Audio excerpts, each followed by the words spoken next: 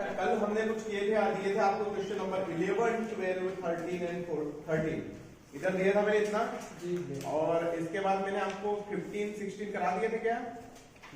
10 के जी मैंने दिया था डायरेक्ट वो, मतलब ये ब्लॉक वाला सिस्टम था, हो गया था क्या? ब्लॉक प्रॉब्लम का इससे हो जाएगा ये 16 भी हो जाएगा बेटा। होली वाले कौन से हो गए? हो गया, क्या बात है। 17 मैंने बता दिया था, disintegrate into two smaller nucleus of the product must move in opposite direction। बिल्कुल देखो इसमें क्या होता है, इसमें कंजर्वेशन ऑफ मोमेंटम लगता है। क्या लगता है बेटा? Conservation of momentum. Conservation of momentum बोलता है ऑफ मोमेंटम। देखो कि अगर जैसे हम पढ़ते हैं कि जो फोर्स एक्सटर्नल फोर्स होता है वो होता है हमारा delta P upon delta T, ऐसे कुछ पढ़े ना? ये जे 2009 में इस टाइप का बेसिक क्वेश्चन आया था आईआईटी एडवांस में कि भैया अगर मैं एक्सटर्नल फोर्स को जीरो कर दूं, एक्सटर्नल फोर्स पर मैं जीरो कर दूं तो delta P upon delta T zero, तो ये डेल्टा किधर आ जाएगा? तो यहाँ पे delta P equal to zero हो गया क्या? अब डेल्टा पी जीरो तो डेल्टा पी को अपन P final minus P initial कर सकते हैं। तो पी इनिशियल को उधर ले जाए तो यहाँ पे P final equal to P initial, मतलब यहाँ पे मोमेंटम कंजर्व है, जो इनिशियल मोमेंटम है वही फाइनल मोमेंटम है। बात समझ आ गई? तो अब देखो यहाँ पे क्वेश्चन क्या बोल रहा है, क्वेश्चन बोल रहा है कि अगर कोई भी हमारा एक न्यूक्लियस है जिसका जो मास है वो m है, ठीक, और अभी इसका जो वेलोसिटी है वो यहाँ पे 0 है, और ये थोड़ी देर बाद एक दो पार्ट में यहाँ पे इंटीग्रेशन हो जाता है, मतलब इसका टूट जाता है दो पार्ट में, एक पार्ट इधर मूव करने लग जाता है, एक पार्ट इधर मूव करने लग जाता है। इसको अगर मैं मान लो m मान लेते हैं, स्मॉल m, तो क्या मैं इसको capital M minus small m मान लूं? अगर इन दोनों को ऐड कर दो वापस कैपिटल M आ जाएगा। इसकी वेलोसिटी v1 हो जाती है, इसकी क्या हो जाती है? v2। अच्छा, तो इनिशियल मोमेंटम की बात करो, यहाँ पर मास तो m है, वेलोसिटी 0 है, तो m into v होता है, तो बताओ p इनिशियल कितना हो जाएगा? बताओ 0। p फाइनल, अगर इसको मैं यहाँ पे पॉजिटिव मानूं इस डायरेक्शन को, तो इस डायरेक्शन को क्या मानना पड़ेगा? नेगेटिव। अच्छा, यहाँ पे देखा जाए तो यहाँ पे अपना जो momentum p final equal to small m, इसकी वेलोसिटी माइनस v1 प्लस दूसरा क्या है m माइनस स्मॉल m, इसकी प्लस v2 जी। देखो ये पॉजिटिव में और ये क्या है? नेगेटिव। अच्छा, यहाँ पे अगर मैं कंजर्वेशन ऑफ मोमेंटम क्या होता है? pi equal to p final, दोनों को इक्वल रख दूं मैं, तो यहाँ पे इसको इक्वल, अगर मैं यहाँ पे इसको मैं इधर करके ले जा रहा हूँ, तो यहाँ पे देखा जाए दोनों को इक्वल रखो तो अपन p इनिशियल तो 0 हो जाएगा, p initial equal to p final, और p फाइनल हो जाएगा minus mv1 plus m minus small m v2। ये माइनस को इधर ले जाए तो ये प्लस का हो जाएगा क्या बेटा? तो यहाँ पे mv1 is equal to capital M minus small m v2, मतलब ये हो जाएगा। आएगा समझ में? बोले तो अपन m1 v1 equal to m2 v2 ऐसे भी कर सकते हैं। मेरी बात समझ में आ गई है? तो ये एक्चुअली कंजर्वेशन मोमेंटम का कांसेप्ट है। क्लियर है यहाँ तक? तो ये है भैया अपना क्वेश्चन नंबर 70। तो इसको आप नोट कर लीजिए, फिर हम अगला क्वेश्चन करते हैं। क्वेश्चन नंबर 18 अपन कर चुके हैं बेटा। मैंने ब्रिलियन वाला बॉल का मैंने बताया था आपको, वो टकरा के वापस रिटर्न, तो उसमें 2 mv कुछ आया था अपना आंसर, है ना? तो 2 mv तो अपना आया था 2 into 0.1 into 6, तो 0.6 आंसर आया था इसका, याद है? अब क्वेश्चन नंबर 18 कर चुके, क्वेश्चन नंबर 19। अभी मैंने एक वर्ड बोला आपको, m1 v1 इक्वल टू क्या हो गया है? m2 v2। आएगा समझ में? अब जैसे मान लो कि कोई यहाँ पे इस क्वेश्चन में बोल रहा है कि कोई गन है हमारी और इससे रिकॉइल स्पीड, मतलब ये कोई बुलेट निकल रही है, और ये बुलेट निकल रही है, इस बुलेट का जो मास दे रखा है वो दे रखा है हमारा 0.05 kg, और गन का जो मास दे रखा है वो दे रखा है हमारा कितना केजी बेटा? 0.02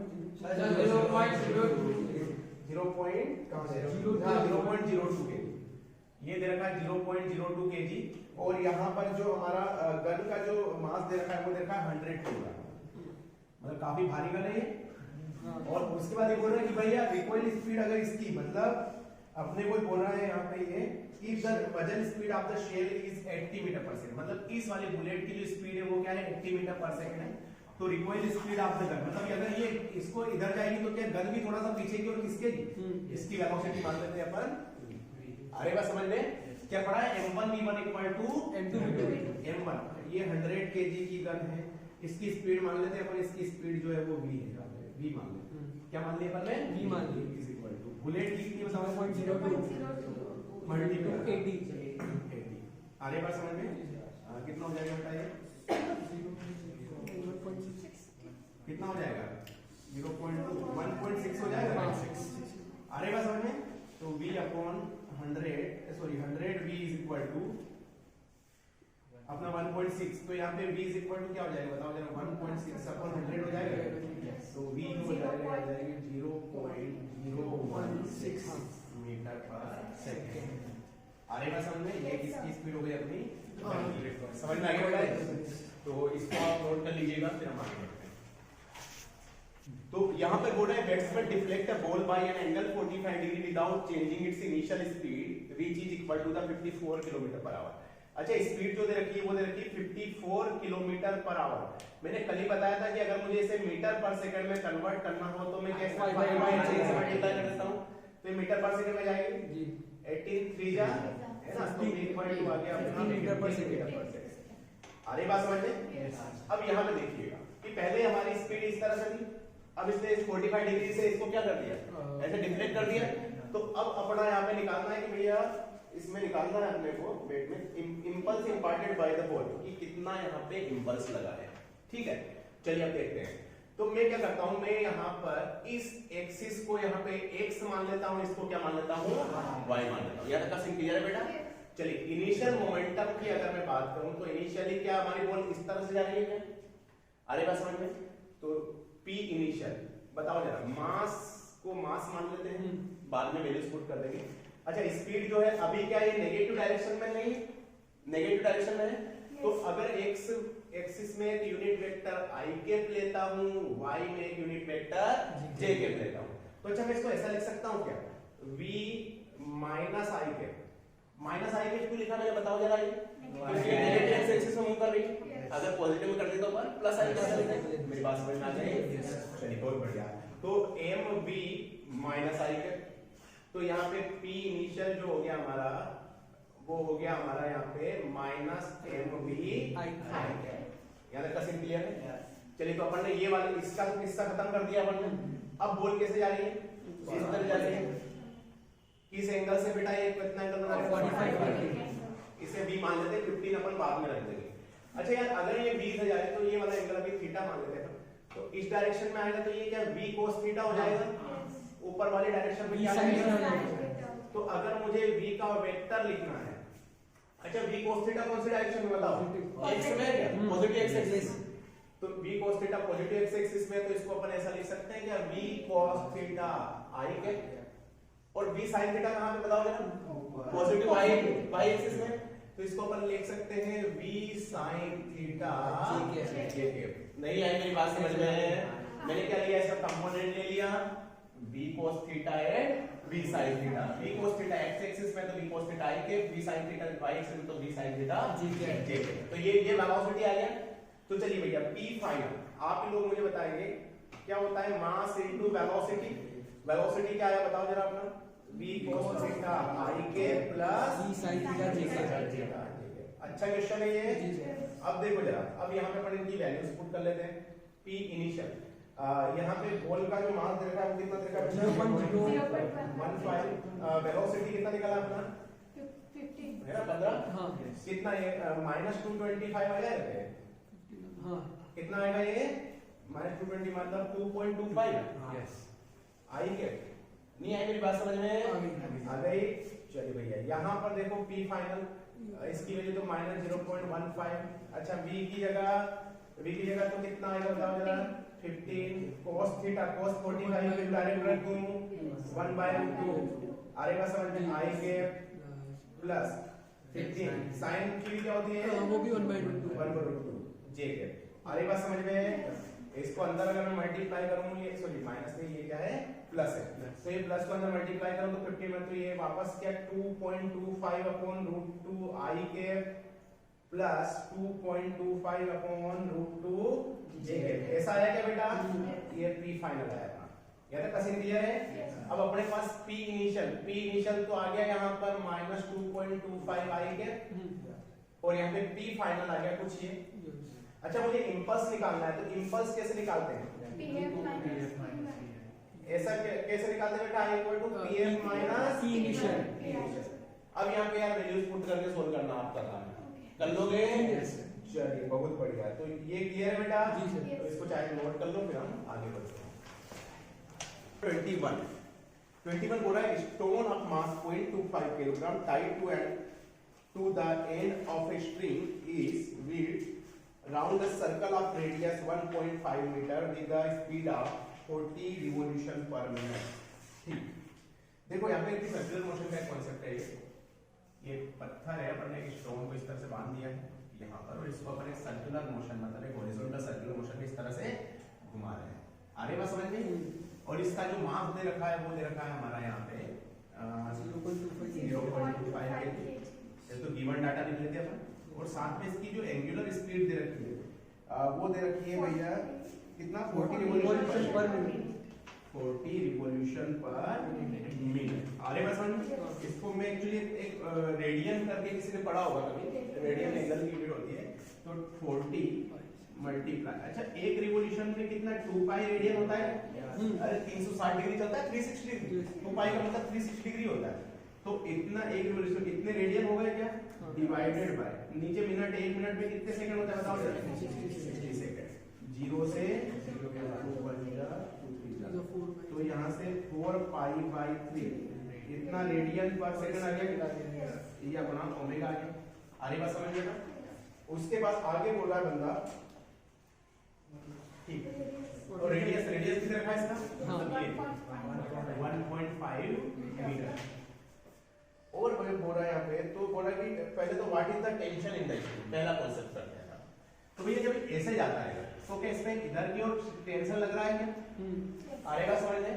और इधर की ओर इस पे एक सेंट्रीफ्यूगल फोर्स लगता है। कौन सा फोर्स बेटा? सेंट्रीफ्यूगल। ये अपन सर्कुलर में पढ़ने वाले वैसे भी सेंट्रीफ्यूगल। इसकी जो सेंट्रीफ्यूगल फोर्स की जो वैल्यू होती है वो होती है mv²/r।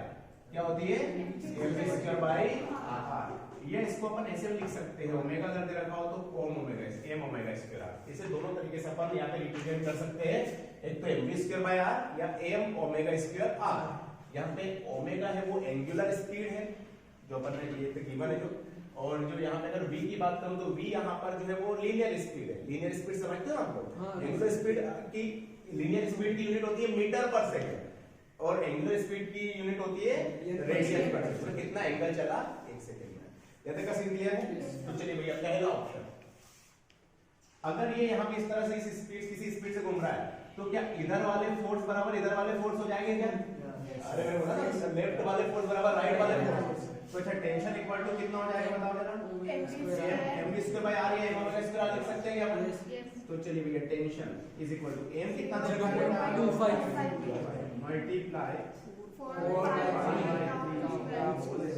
रेडियस कितना होगा? 1.5। कितना न्यूटन फोर्स लगेगा?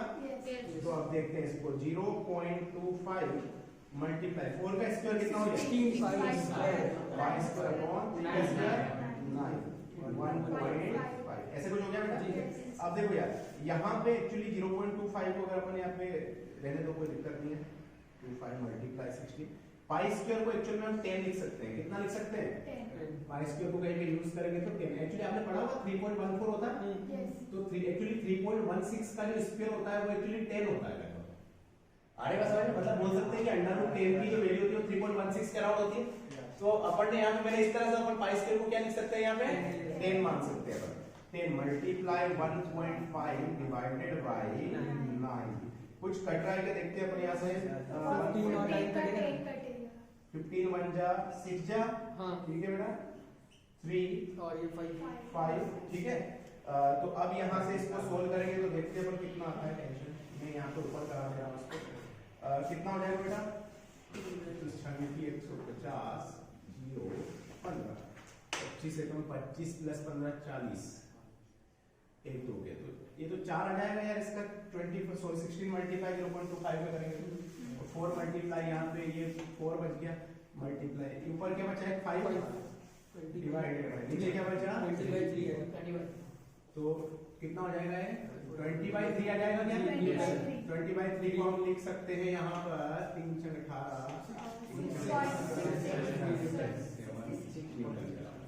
आ रही बात समझ में? तो इसका पहला ऑप्शन ये समझ में आ गया कैसे निकाला अपन ने? T = m ओमेगा² r। क्लियर बेटा? इसका सेकंड वाला पार्ट देखते हैं अपन। सेकंड वाला पार्ट में क्या बोल रहा है? मैक्सिमम स्पीड यस कि मैक्सिमम स्पीड जब यहाँ पर कितना दे रखा है? 200 न्यूटन दे रखा है। तो अपने को मैक्सिमम स्पीड निकालना है। आ रही बात समझ में?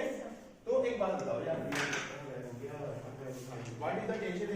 What is the maximum speed? Speed मतलब अब यहाँ यहाँ पे एंगुलर स्पीड की बात नहीं कर रहा है, किसकी बात कर रहा है, लीनियर स्पीड। तो कौन सा फार्मूला अप्लाई करेंगे, ये वाला। अच्छा एक बात बताओ, जब ये 7 घूमते रहे तो स्पीड बढ़ाएंगे तो क्या यहाँ पे टेंशन भी बढ़ता जाएगा, और बहुत ज्यादा स्पीड हो गई तो ये वाली रस्सी क्या हो जाएगी।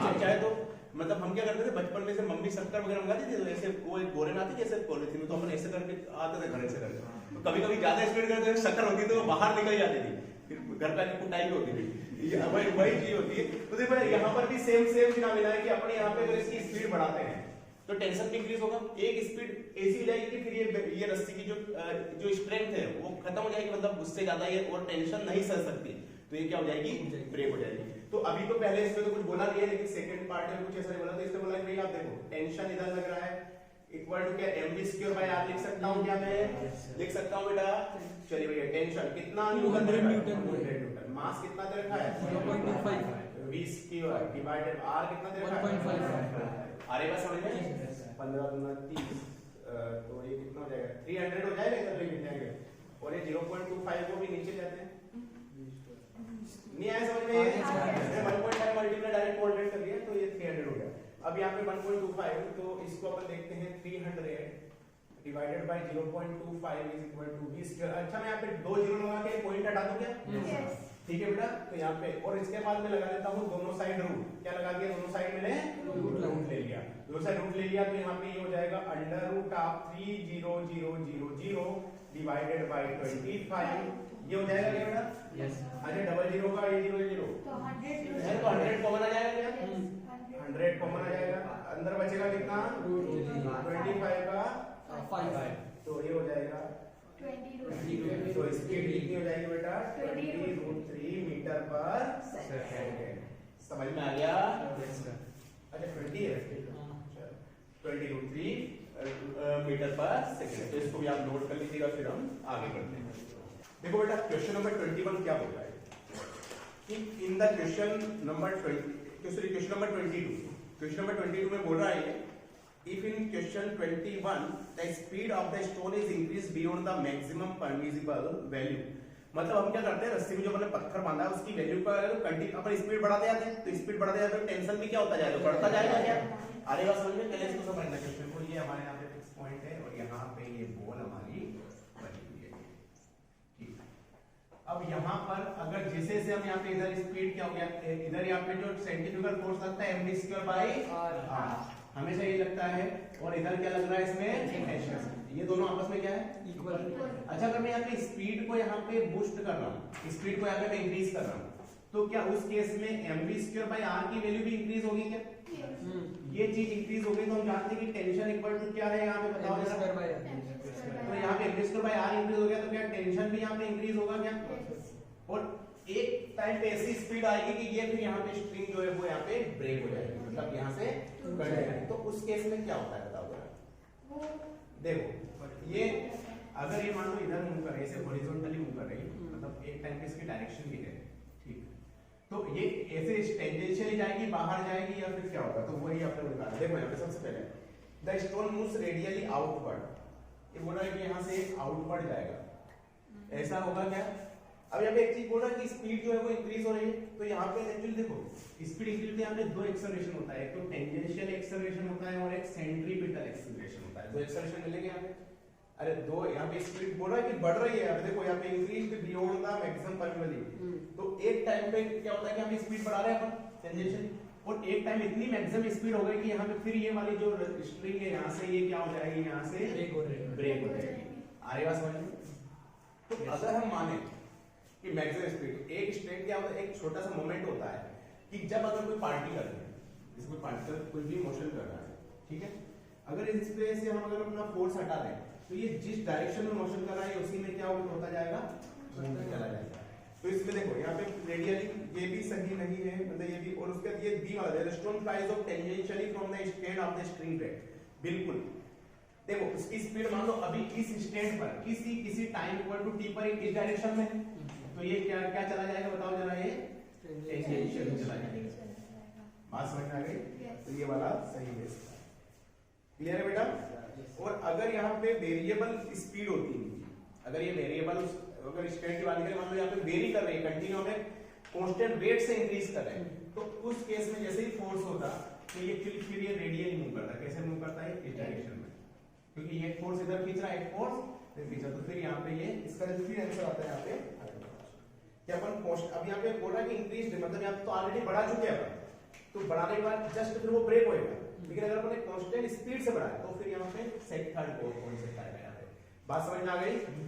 चलिए भैया, तो ये वाला समझ में आ गया, इसे कोई लिखने की जरूरत नहीं, आप ऑलरेडी यहाँ पे जानते हो क्या क्या होगा इसमें। टेंजेंशियली ये चलेगा। बात समझ में आ गई? चलिए भैया, अब यहाँ पे नेक्स्ट बोल रहा है क्वेश्चन नंबर 23। अब यहाँ पे मैं इसको एक्सप्लेन करूंगा, हर चीज को समझना है आपको। ये शुरू है बेटा, चालू है ये? ठीक। तो क्वेश्चन नंबर 23 बोलता है a horse can not pull a cart and run in empty space. मतलब मान लो कि हम एक घोड़े को जो स्पेस सूट पहना के उसको स्पेस में ले जाया जाए घोड़ा को, तो क्या वो स्पेस में चल पाएगा, आगे रनिंग कर पाएगा? नहीं। क्यों नहीं कर पाएगा? देखो, जब घोड़ा चलता है आगे, यहाँ पे समझने का पॉइंट है, जब घोड़ा आगे चलता है तो गाड़ी को या सबको आगे खींचने में कौन रिस्पॉन्सिबल है? देखो, जब हम भी अगर आगे चलते हैं तो हम क्या करते हैं कि जब इस जमीन को हम पीछे की ओर पुश कर रहे होते हैं तो ये जमीन हमें क्या एक रिएक्शन फोर्स देती है आगे की ओर, जिसकी वजह से हम आगे बढ़ते हैं। मेरी बात समझ में आ रही है? तो एक्चुअल में यहाँ पर अर्थ सरफेस जो घोड़े के पैरों पे आगे की ओर फोर्स लगाता है वही रिस्पॉन्सिबल होता है घोड़े गाड़ी को खींचने में, तभी तो घोड़ा आगे बढ़ पाएगा। हम भी अगर चल रहे हैं तो हम भी अगर मान लो कि ऐसे आगे चल रहे हैं तो हम क्या करेंगे, इसको जमीन को पुश कर रहे होंगे पीछे की ओर, तो ये जमीन हमें कहाँ पुश कर रही है? आगे, फॉरवर्ड डायरेक्शन में। आ रही बात समझ में? इसीलिए हम यहाँ पे आगे बढ़ रहे हैं। तो यहाँ पे एम्प्टी स्पेस में क्या होता है कि घोड़े को कोई ऐसा रिएक्शन फोर्स देने वाला कुछ सरफेस मिलेगा ही नहीं, और सरफेस मिलेगा ही नहीं तो उसे आगे आगे कौन बढ़ाएगा? आ रही बात समझ में?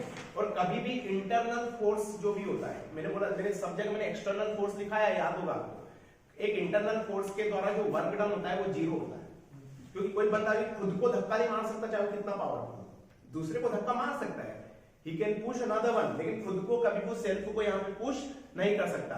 आ रही बात समझ में? अगर ऐसा होता तो बहुत सारी चीजें चमत्कारिक होती, जैसे मान लो कि ये कोई नाव है, यहाँ पे इसमें कोई बंदा बैठा है, यहाँ पे एक मैग्नेट लगा दिया आपने, मैग्नेट इसको खींचेगा, लेकिन ऐसा नहीं होता है ना? फिर तो हमारा कोई टेंशन नहीं है। एक पवन चक्की लगा दी अपन, और ये पवन चक्की में हमने क्या कर दिया भैया, यहाँ पे मैग्नेट्स लगा दी, तो ये भी इसको अपनी ओर अट्रैक्ट करेंगे क्या? तो ये तो फिर तो चलनी चाहिए, मतलब हमें फ्री एनर्जी मिलनी चाहिए। अरे वैसे हम अपनी गाड़ी के आगे बस एक डब्बा मान ले, उस गाड़ी के आगे बड़ा सा मैग्नेट माने, तो चलना चाहिए, लेकिन फिर ये कभी चलेगा क्यों? फिर चलेगा क्योंकि इंटरनल फोर्स के द्वारा ये इसी से जुड़ा हुआ है, तो इसी का एक सिस्टम हो गया क्या? ये एक ही सिस्टम हो गया पूरा, तो internal work done by the internal force कितना हो जाएगा? अगर मैं इस मैग्नेट को हटा के बाहर कहीं पे कर दूं, अब ये नाव चलेगी क्या? बिल्कुल चलेगी, क्योंकि अब मैंने इसको सिस्टम से हटा दिया। मेरी बात समझ में आ गई? तो यार यहाँ पे सीन क्या है कि इंटरनल फोर्स के द्वारा जो वर्क डन होता है वो जीरो होता है। तो यहाँ बोला कि जब यहाँ पे हॉर्स चलता है तो हॉर्स को उसको कोई उसके पैरों में कोई रिएक्शन फोर्स नहीं मिलता है एम्प्टी स्पेस में, इस वजह से वो किसी भी मतलब कार्ट को यहाँ पे खींच नहीं कर सकता। बात समझ में आ गई? पहले बात। दूसरा, passengers are thrown forward from their seats when speeding bus stop suddenly. जब एकदम रुकती है, मतलब जब गाड़ी रुकती है तो हम आगे की ओर चलते हैं, हमने पढ़ा था इनर्शिया। जब कोई गाड़ी में बैठे होते हैं तो हमारा जो बॉडी उसके साथ एक सिस्टम, वो बॉडी जो हमारा बॉडी है पूरा एक सिस्टम है उसके साथ जो हम चल रहे हैं, ठीक है। अब उसने एकदम ब्रेक लगाया तो इस केस में क्या होता है, हमारा जो बॉटम पार्ट होता है वो तो रेस्ट में आ गया, लेकिन अपर पार्ट तो अब भी क्या है? मोशन में ही, मोशन में। इसलिए हम थोड़ा सा आगे जा रहे हैं। This is known as the inertia of motion. Inertia of motion में कि मोशन में तो मोशन में रहेगी चीजें जब तक कि उस पर कोई एक्सटर्नल फोर्स नहीं लगा। तो अब यहाँ पे इनर्शिया मोशन क्या है कि हमारा बॉडी पूरा चल रहा था, लेकिन जैसे ब्रेक लगाया तो बॉटम पार्ट तो हमारा रेस्ट में आ गया, लेकिन अपर पार्ट अभी भी क्या है? स्पीड में, मोशन में। तो हम थोड़ा सा आगे से हो जाते हैं। याद है सभी को? चलिए, very good. Question number C, it is easier to pull a मतलब लाया यहाँ पे रोलर लिख लो आप, mower than a push it. अब देखो यहाँ पे क्या सीन है कि पुल करना ज्यादा आसान होता है पुश करने। ये क्वेश्चन नंबर 22 का ये दोनों तीनों सब दोनों आगे समझ बेटा। ये सी में देखो, अगर कोई रोलर है, ठीक है, इसको आप यहाँ पे एक पुल करो और एक में करो यहाँ पे पुश। अरे बात समझ? देखो पुल करने पे मान लो कि ये एंगल क्या है अपना थीटा ओरिजिन के साथ, और ये जो है तो ये अगर मैं यहाँ पे एफ से कर रहा हूँ तो यहाँ पे एफ कोस थीटा है क्या, और ऊपर की ओर क्या है बेटा? Sine theta. एक फोर्स नॉर्मल लग रहा है क्या ऊपर की ओर? नीचे की ओर क्या लग रहा है mg और कहीं ना कहीं इधर लग रहा होगा फोर्स जो आ रही है समझ। अच्छा यहाँ पे नॉर्मल ऊपर वाले फोर्स बराबर नीचे वाले force n plus f sin theta equal to mg। यहाँ पे n plus f sin theta equal to क्या है बेटा mg। तो नॉर्मल कितना आ गया बताओ जरा mg minus f sin theta. आ रही बात समझ में। Yes yes. अच्छा जब मैं इसको पुश कर रहा हूँ अब देखो यहाँ पुश कर रहा हूँ तो ये एयर से पुश कर रहा हूँ ये वाला थीटा मान लो ये क्या हो गया एयर कोस थीटा। आ रही बात समझ में। और नीचे की ओर क्या हो गया ये नीचे की ओर समझ में आ गया ये क्योंकि इधर है तो इसे उसके बाद ऊपर क्या लग रहा है इसमें नॉर्मल नीचे क्या लग रहा है बताओ जरा mg। ऊपर वाले फोर्स बराबर नीचे वाले ऊपर तो नॉर्मल लग रहा है नीचे लग रहा है यहाँ पे mg plus f sin theta. आ रही बात समझ में। अच्छा कौन सा नॉर्मल ज्यादा है ये वाला ज्यादा है क्या क्योंकि इसमें प्लस है और इसमें क्या है माइनस तो ये प्लस वाला ज्यादा है। मतलब हम क्या करते हैं जब हम अर्थ को पुश करते हैं तो हमें उसका जब पुश कर रहे हैं उस केस में हम उसे एक कंपोनेंट दे देते हैं और वो नॉर्मल के साथ जुड़े तो हमने तो उसको और भी भारी कर लिया अपन। आ रही बात समझ में। लेकिन इस केस में क्या जब हम उसे पुल कर रहे हैं तो हमने क्या बना लिया उसको हल्का बना लिया। मेरी बात समझ में आ गई। तो पुल करना इसलिए यहाँ पे इजी है क्योंकि जब हम पुल करते हैं उस केस में एक कंपोनेंट आता है f sin थीटा जो हमारे फोर्स का एक कंपोनेंट f sin थीटा जो उसके नॉर्मल की वैल्यू को क्या कर देता है कम कर देता है डिक्रीज कर देता है जिस वजह से उसको पुल करना इजी होता है as compare to the push. बात समझ में आ गई। अब भी इसमें बहुत सारे फोर्स लग रहे हैं और इधर की ओर क्या लग रहा होगा फ्रिक्शन लग रहा होगा। बाकी मैंने फ्री बॉडी डायग्राम बना दिया आपको ठीक है समझ में आ गया। ये सिर्फ मेरा समझाने का मतलब ये होता है कि पुल जब हम उसे पुल करते हैं तो पुल के केस में कंपोनेंट आता है f sin थीटा। ये f sin थीटा इसके नॉर्मल की वैल्यू को क्या कर देगा बताओ जरा डिक्रीज कर देगा जिस वजह से इसको जो खींचना होता है वो क्या होता है इजी होता है। क्लियर है बेटा। लेकिन अगर मैं बात करूं इसकी पुश की तो पुश के केस में यहाँ पे जो f sin थीटा ये इसकी वैल्यू को और भी क्या कर देता है बताओ जरा डिक्रीज कर देता है। इसलिए इसको जो खींचना होता है वो क्या होता है टफ होता है। बात समझ में आ गई। उसके बाद last question cricketer moves his hand backward while holding a ball. अब देखो यहाँ पे क्या होता है होल्डिंग अ कैच। आपने देखा होगा जब भी कोई क्रिकेटर जो जैसे मान लो किसी बंदे ने ऐसे सिक्सर मारा कोई बंदा से कैच करता है तो वो डायरेक्ट ऐसे कैच नहीं कर देता है वो थोड़ा सा ऐसे बेक करता है। देखो एक्चुअल में क्या होता है इसका रीजन है इंपल्स। क्या है इसका रीजन इंपल्स। समझना इसको बेटा ये भी क्वेश्चन नंबर 22 का ही डी पार्ट है। 22 का ही ये कौन सा पार्ट है 22 23 है। चलो 23 कर लेते हैं ये भी 23 है ठीक है। तो 23 अब देखो यहाँ पे इंपल्स मतलब आपने पढ़ा है बेटा फोर्स इनटू टाइम। क्या पढ़ा है आपने फोर्स इनटू टाइम। अब देखो एक्चुअल में इंपल्स का मतलब होता है कि बहुत ज्यादा फोर्स एक छोटे टाइम के लिए है ना। अगर मान लो उसने ऐसे रखा तो उसने बॉल को टाइम नहीं दिया तो फोर्स ज्यादा हो जाएगा। इंपल्स तो जो है वही लगेगा लेकिन उसने ऐसे रख लिया बस तो फोर्स ज्यादा हो गया टाइम क्या हो गया अरे बस डायरेक्ट बस कैच कर दिया। लेकिन जब वो बॉल हाथों को थोड़ा सा पीछे करता है तो क्या वो बॉल को थोड़ा टाइम देता है। अगर टाइम देता हो तो फोर्स का इंपैक्ट क्या हो जाता है कम हो जाता है। आगे बात समझ में। इंपल्स तो कांस्टेंट है। अब यहाँ पे क्या हो गया अगर मैंने टाइम को इंक्रीज कर देंगे तो फोर्स क्या हो जाएगा बताओ जरा तो फोर्स का जो है वो क्या हो जाएगा डिक्रीज हो जाएगा। इस वजह से उसे थोड़ा सा चोट लगने की जो संभावना होती है वो बहुत कम होती है। बात समझ में आ गई कि जब भी कोई क्रिकेटर ऐसे बॉल को कैच करता है तो अपने हाथों को थोड़ा सा पीछे कर लेता है। अगर वहीं पे ऐसे कैच कर लेगा ना तो उसकी उंगलियां में इंजर्ड हो जाती है। मतलब क्योंकि जो ज्यादा फोर्स हो जाएगा क्योंकि टाइम तो दिया ही नहीं उसने बॉल को। इंपल्स तो सेम है टाइम उसने दिया ही नहीं और टाइम दिया नहीं तो टाइम का हो गया तो फोर्स का इंपैक्ट ज्यादा हो गया क्या क्योंकि हम जानते हैं इंपल्स इक्वल टू क्या होता है फोर्स इनटू टाइम मिनिमम तो फोर्स क्या हो गया ज्यादा हो गया। लेकिन जब वो ऐसे हाथों को पीछे करेगा तो बॉल को टाइम दे रहा है वो टाइम बढ़ा दिया उसने टाइम इंटरवल बढ़ा दिया तो फोर्स का इंपैक्ट क्या हो गया थोड़ा कम हो गया। बात समझ में आ गई। तो ये वाला रीजन होता है इसका मेन रीजन होता है इज दैट क्लियर। तो ये वाली शीट अपनी कंप्लीट चलिए फिर इसको नोट कर लीजिएगा। क्वेश्चन नंबर 1 अपन CRP2 की बात कर रहे हैं ठीक है। इसमें ये बोला है कि अगर riding a bicycle along a straight road with a speed of 5 meter per second. अब एक स्ट्रेट रोड है जिस पे ये बाइसिकल है जो एक बंदी चला रही है ठीक।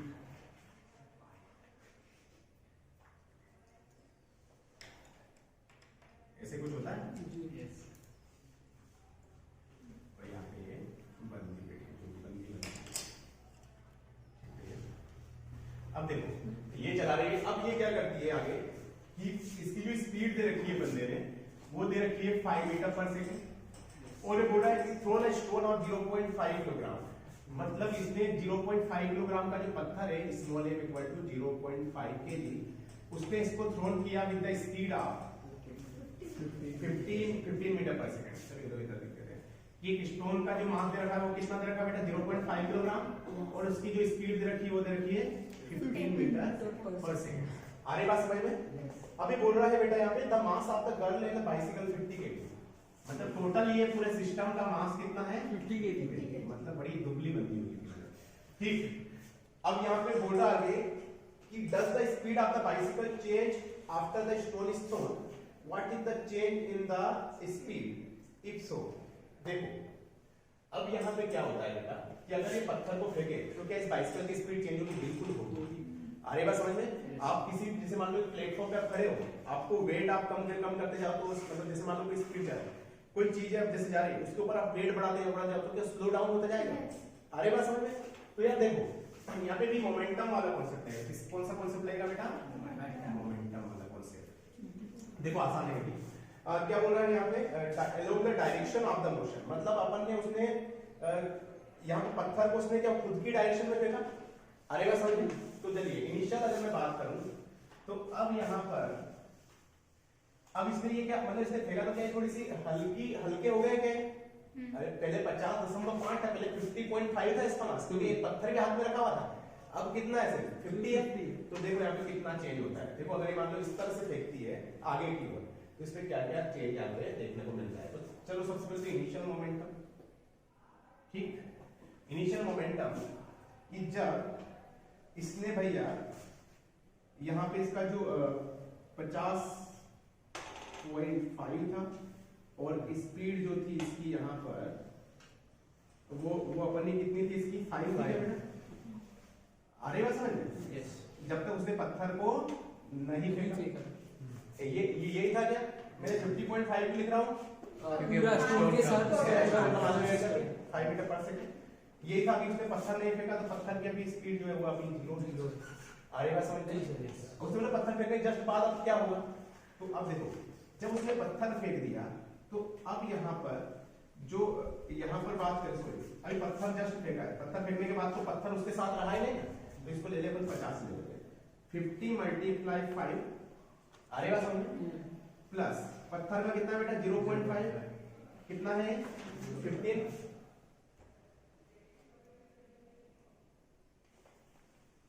यहाँ पे याद है? क्लियर है बेटा? देखो यार साइकिल के भी इसका है, इधर है, पत्थर के भी क्या है इधर है क्या? तो यहाँ पे दोनों का मोमेंटम ये हो जाएगा इनिशियल मोमेंटम। अब उसे पत्थर ने मतलब जैसे फेंका है तो अब यहाँ पे सिर्फ 50 बचेगा। मान लो अब स्पीड जो गई वो क्या हो गई v हो गई। तो यहाँ पे p final, p initial equal to क्या होता है p फाइनल कितना हो जाएगा बताओ जरा? p i equal to p final क्योंकि और को एक्सटर्नल फोर्स लगा है तो ये 250 प्लस साइड 7.5 अरे बात समझ में? तो यहाँ पे इसका जो हो जाएगा ये कितना हो जाएगा 257.5 डिवाइडेड बाय 50। ये हो जाएगा क्या बेटा अभी? अरे बात समझ में? क्लियर है? लेकिन अपन ने यहाँ पे एक मिस्टेक की है जो आपको यहाँ पे समझना है। एक्चुअली क्या होता है एक बात बताओ यार, आप जैसे अपने पत्थर अगर ऐसे फेंकते हो पत्थर को तो इसमें रिएक्शन फोर्स कहाँ लगता है? पीछे की ओर होगा। तो यहाँ पे जो प्लस की जगह क्या लगेगा बताओ जरा? क्या लगेगा? माइनस। तो ये अब कितना हो जाएगा बताओ जरा? 242.5 है ना, ऐसे कुछ आएगा बेटा? तो ये कितना हो जाएगा v इक्वल टू 54 जा ठीक 0.85 इतना मीटर पर सेकंड हो जाएगा क्या ये? अच्छा कितना स्पीड हो गया इसका? 4.85 हो गया समझे? आगे बात समझ में? नहीं आया समझ में? देखो अगर वो पत्थर को ऐसे फेंकती पीछे की ओर फेंकती तो यहाँ आगे की ओर पुश मिलता उसको, लेकिन उसने पत्थर कहाँ फेंका? तो उसे पीछे की ओर पुश मिला। बात समझ में आ रही है मेरे कहने का? क्या कहना चाह रहा हूँ मैं कि पत्थर को आगे फेंकेंगे तो पत्थर में किधर की ओर पुश करेगा? तो थोड़ी सी स्पीड उसकी क्या स्लो डाउन अगर वो पत्थर को पीछे की ओर फेंकती तो फिर उसे पुश कहाँ मिलता, आगे। फिर पुश कितना मिला इसको, समझ में आ गया ये initial momentum equal to final momentum. तो अच्छा यहाँ पे बोलता है change in velocity, change in velocity कितना हो बेटा, इनिशियली 5 था माइनस अभी कितना है 4.85, तो कितना मीटर पर सेकंड का चेंज हुआ बताओ जरा यार, 0.15 मीटर पर सेकंड का चेंज हुआ क्या, तो यही पूछा है इसने चेंज इन वेलोसिटी।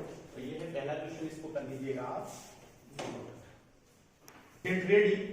देखो बेटा फर्स्ट सेकंड वाला question, a person of the mass of 50 kg stands on the writing leaf, if the lift is decided to downward with the acceleration of 9 meter per second, what would be the reading of the writing scale। देखो जरा ये मैंने ये अपन कर ही चुके बेटा already है ना, तो देखो यहाँ पे ये इस तरह का सीन है। अब ये नीचे की ओर जा रही है किसी एक्सेलरेशन ऐसे, तो चलिए इसका फ्री बोर्ड आएगा नॉर्मल ऊपर, शूटर फोर्स कहाँ जाएगा ऊपर, नीचे क्या लगेगा ऊपर वाले फोर्स बराबर नीचे वाले ऐसे कुछ था, तो normal equal to m g minus ऐसा कर सकता हूँ मैं।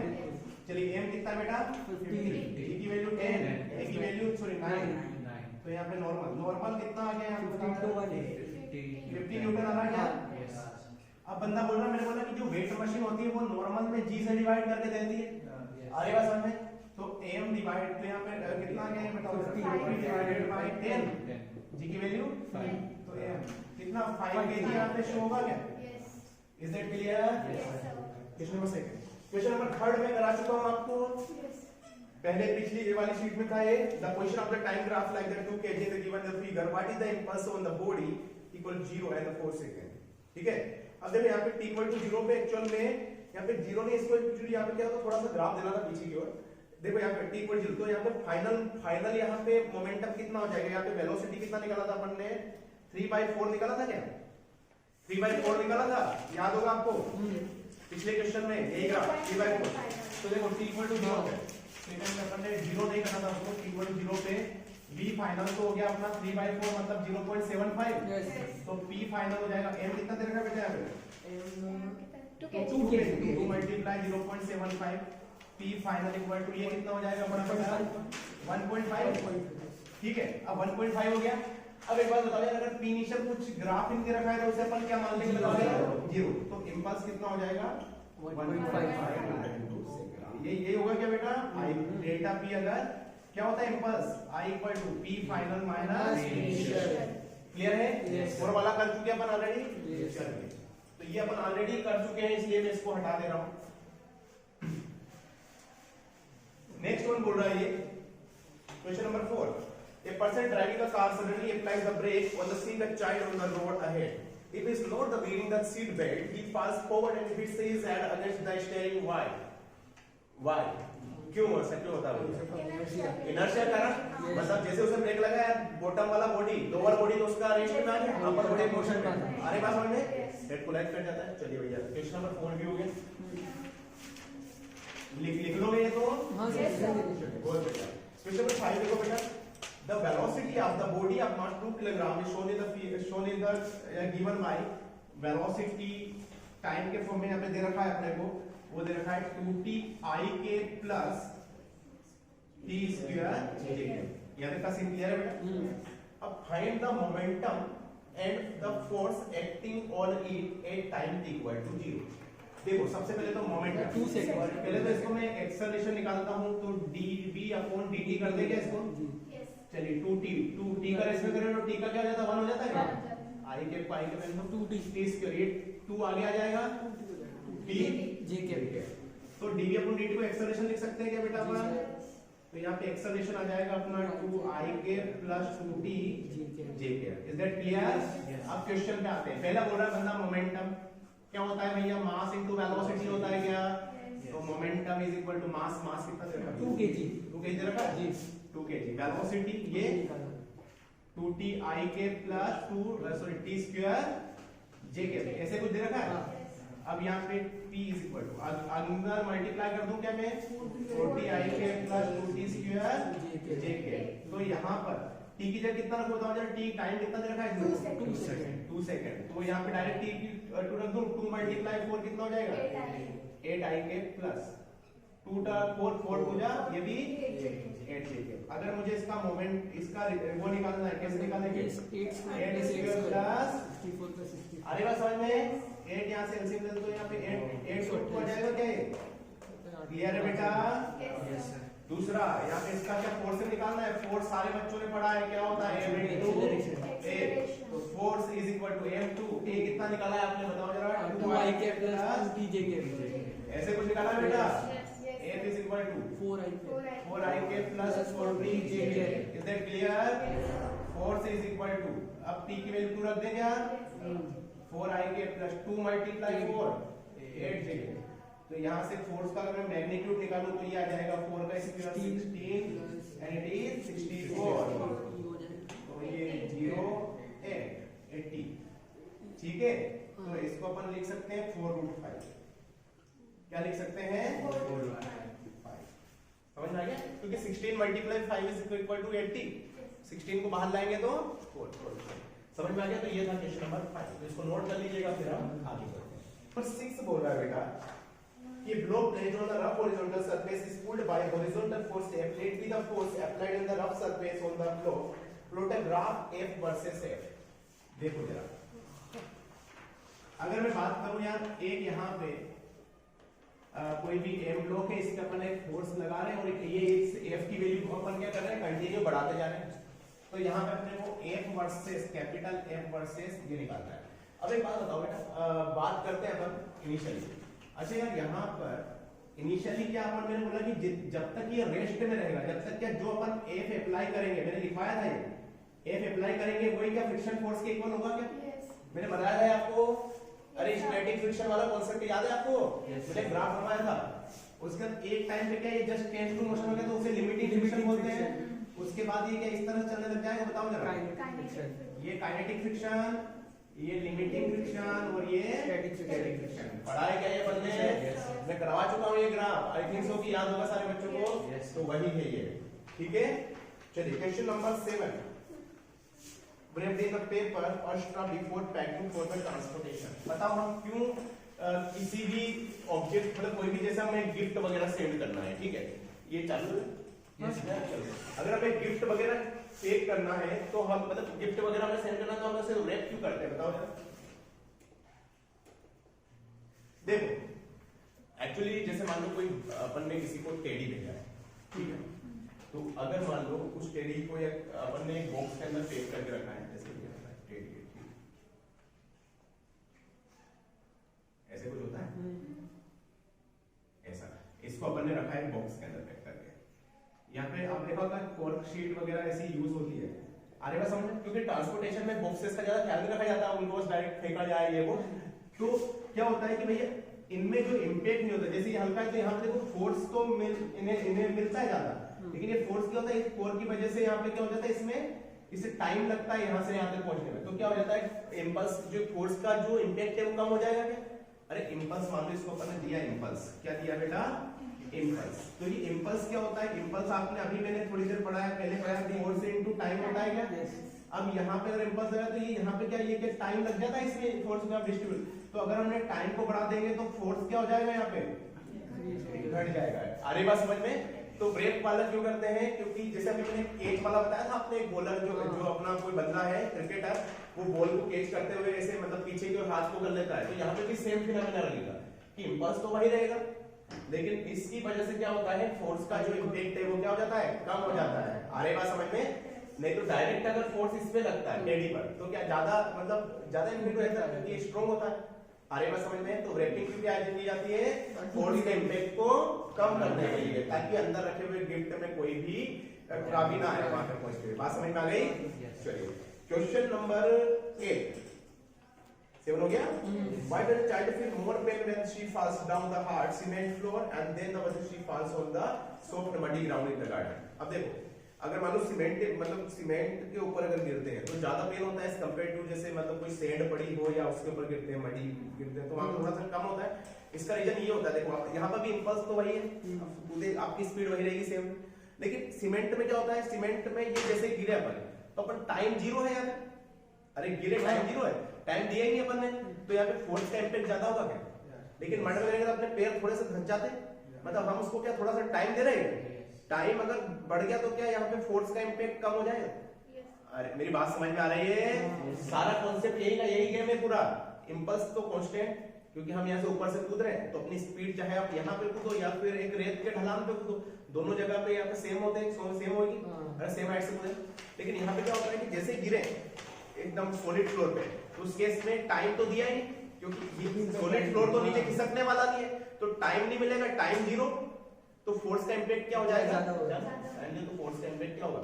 मैक्सिमम अरे वैसे जैसे मान लो टाइम जीरो, तो इसको टाइम बदल ले जाओ, impulse upon time, time zero, तो किसी में भी जीरो से डिवाइड कर तो इनफाइनाइट हो जाता है। अरे बस समझ में? तो अपन ने क्या किया, फोर्स के इम्पैक्ट को बहुत ज्यादा बढ़ा दी।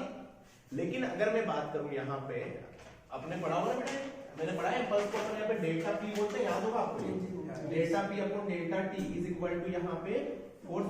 अब देखो टाइम को अपन ने मिनिमम कर दिया, तो फोर्स को क्या, फोर्स का इम्पैक्ट क्या हो जाएगा? बहुत ज्यादा हाई हो जाएगा, क्योंकि सॉलिड फ्लोर को नीचे जाने वाला नहीं है आपके बेड से। आ रही बात समझ में? लेकिन जब मडी उस पे गिरते हो तो क्या वो थोड़ी हल्की होती है, तो जैसे तो आप क्या थोड़े से नीचे धस जाते हैं आपके पैर, जब नीचे अपन धस जाते हैं उसमें, तो उस केस में क्या अपन उसको टाइम दे रहे हैं। अगर अपन ने टाइम को बढ़ा दिया तो फोर्स क्या हो जाएगा, फोर्स का इम्पैक्ट उस केस में थोड़ा कम हो जाएगा। मेरी बात समझ में आ गई? तो पूरा का पूरा गेम ये है, समझ में आ गया बेटा? चलिए बहुत बढ़िया। क्वेश्चन नंबर 9 है ना, 9 yes. A woman throw an object of the 500 gram with a speed of 20 meter. What is the impulse imparted to the object? निकाल दोगे? समझ लोगे? अरे मल्टीप्लाई करना है। इनिशियली क्या था? जीरो। देखा होता है। दूसरा, if the object hits the wall and rebounds with the half of the original speed, what is the change in momentum of the object? फिर ये भी यहाँ पर भी क्या पूछ रहा है? एक्चुअली impulse से पूछ रहा है। चेंज इन मोमेंटम का मतलब क्या होता है? Impulse. तो इसे मैं हटा दो बेटा। चलिए, तो अब देखो यहाँ पे ये क्वेश्चन बढ़िया है। पहले वाला तो कर लोगे, दूसरे वाले में भी इंपल्स ही पूछा है। चेंज इन मोमेंटम का मतलब ही ये होता है। अब देखो जरा, ये यहाँ पे नहीं टकराई, टकराने के बाद वापस ये यू टर्न, लेकिन अगर अभी इसकी स्पीड भी है तो यहाँ पे बोल रहा है कि ये कितनी हो गई, हाफ हो गई क्या, ऐसे कुछ बोल रहा है। चलिए भैया, ये इधर वाली डायरेक्शन को पॉजिटिव मान रहा हूँ, तो इधर वाली डायरेक्शन को क्या मानूंगा? बताओ जरा। आप मुझे पी इनिशियल बताएंगे, मास एम वी, ये है ना माइनस हो जाएगा क्या? चाहे तो आगे माइनस लगा दूं क्या मैं?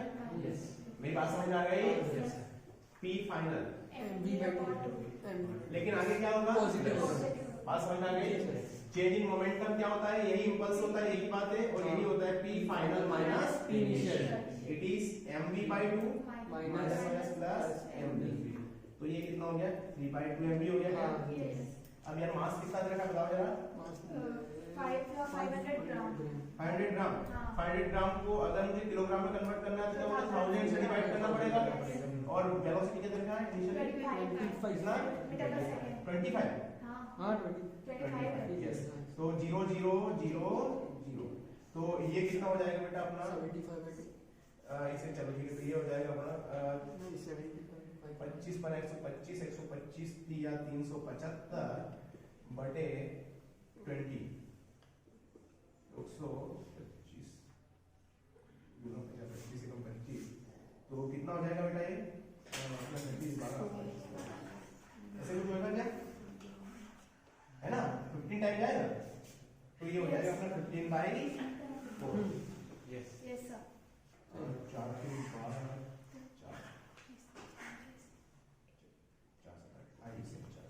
3.75 न्यूटन इनटू 7, ऐसे कुछ होगा क्या बेटा? कितना आ गया? 3.75 Newton into second. Is that clear? समझ में आ गया ये? तो इसको नोट कर लीजिए, फिर हम आगे बढ़ते हैं। Why are the mountain roads generally made winding upward rather than going straight up? देखो एक जगह, देखो यहाँ पे सीन क्या है पूरा। जैसे मान लो ये पहाड़ी है हमारी, अब यहाँ पे जो रोड होता है क्या, वैसे राउंड राउंड राउंड होता है, याद होगा आपको, है ना? ऐसे बनाए जाते हैं। क्यों ना ये ऐसे डायरेक्ट स्ट्रेट क्यों नहीं बनाए जाते? अब देखो, अगर मान लो कोई गाड़ी है यहाँ पे, ये ठीक, तो यहाँ पे ऊपर चढ़ा है, मान लो इसको ऊपर चढ़ा है, तो अब जब पीछे क्यों मैंने बताया था इसमें फोर्स लगता है mg sin थीटा। आ रही बात समझ में? अब इंजन की जो पावर होती है एक हद तक ही होती है, एक जैसे जब ऊपर जाना तो इसकी ग्रेविटेशनल पोटेंशियल एनर्जी बढ़ते जा रही है, अपन क्या ऊपर चढ़ते हैं, तो अब एक टाइम पे क्या हो जाता है कि फिर ये यहाँ पे स्लिप होने लग जाएगा, और एक बार स्लिप होना शुरू हुआ तो फिर वापस अपन खड़ा हो जाएगा। अरे बात समझ में, इसलिए अपन क्या करेंगे भैया, मतलब इसे बाइंडिंग टाइप बनाया जाता है ताकि हम इजीली पहुंच पाए, ठीक है।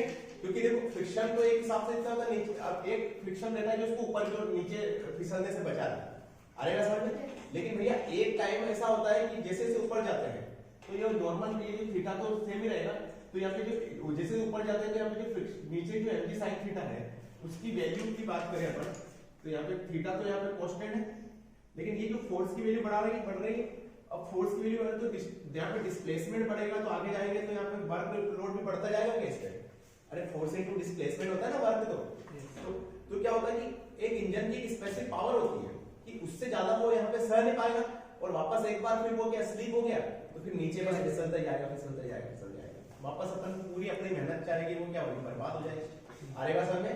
इसलिए हम कैसे से बाइंडिंग चलते हैं। तो यहाँ पे मेन रिस्पांसिबल कौन है नीचे खिसकाने के लिए, पढ़ाई में इंक्लाइन प्लेन में, बहुत बढ़िया। क्वेश्चन नंबर 11 देखो, a mass up to kg suspended with the thread AB। अब देखो यहाँ पे वही है क्वेश्चन में शायद आपको करा चुका हूँ, ठीक है।